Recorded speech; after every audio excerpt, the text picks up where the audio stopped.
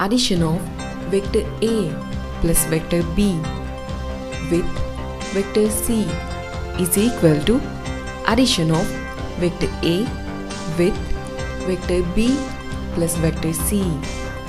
Applying the triangle law of vector addition to the triangle PQR, we can write vector A plus vector B is equal to vector PQ plus vector QR, and this is equal to vector PR.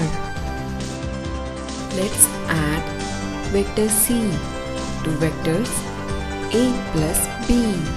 Again, applying the triangle law of vector addition to the triangle PRS.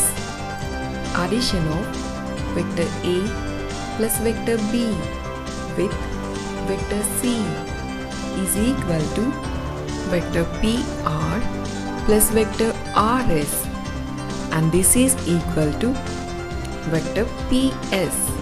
Now consider the right hand side.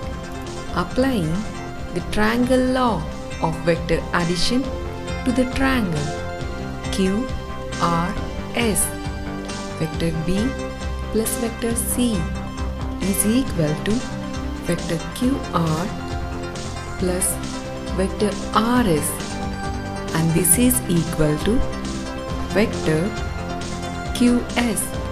Again, applying the triangle law of vector addition to the triangle PQS by adding vector A to vector B plus vector C is equal to vector PQ plus vector QS, and this is equal to vector PS.